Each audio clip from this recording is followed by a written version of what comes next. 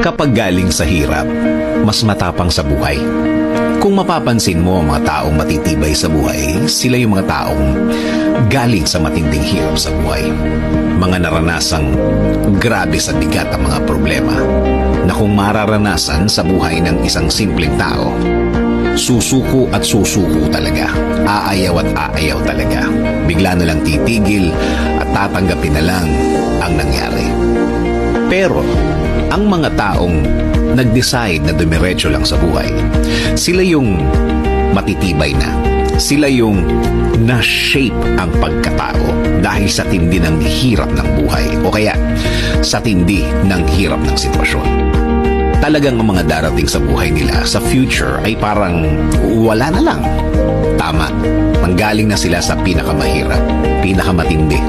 Oo naman, nasa kanila ang desisyon kung ayaw na nila. Pero, ano ang pakinabang kung ayaw na sila? Sa bandang huli, sila ang talo. Sabi nga nila, bahala na si Lord. Malalakas ang faith ng mga taong ito.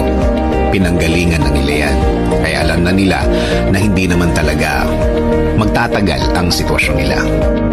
Sa mga nagdaan, napatunayan na nila na gagaan ang lahat. Lalo na kung sukuan time. Isinusuko nila lahat sa Diyos. Pwede naman talaga yun. Dahil kung sila lang yan, wala.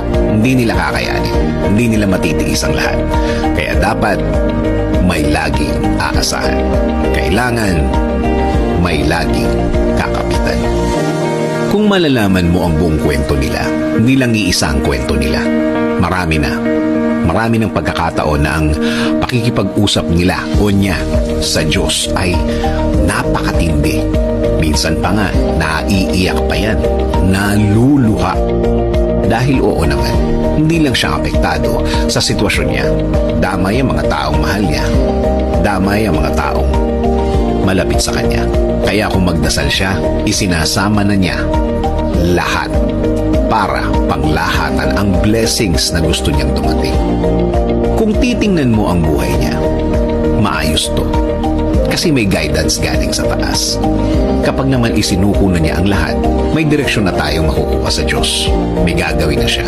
Makikita mo at gagaan na ang lahat. Huwag mawalan ng loob. Huwag mawalan ng pag-asa. Aayos at aayos ang lahat. Basta kumapit. Basta maniwala. Sa mga taong naging cause ng malaking problema mo, akala mo lang yun. Sila ang naging cause. Sa totoo lang, nire-ready ka lang ni Lord sa mas magandang plano niya sa buhay mo. Kailangan mo maranasan ang mga yan para mas umangat ka bilang tao. Bilang anak niya. Sa buhay naman kasi, galing ang tibay at wisdom natin sa mga mahihirap na sitwasyon, sa mga mahihirap na problema. Mas matinding problema, mas matindi ang lesson, mas matindi ang makukuha na magagamit mo pagdating ng araw. Sa dulo, lagi namang maganda ang plano ng Diyos sa'yo. Sabi nga sa Jeremiah 29:11, "For I know the plans I have for you, declares the Lord, plans to prosper you and not to harm you, plans to give you a hope and the future."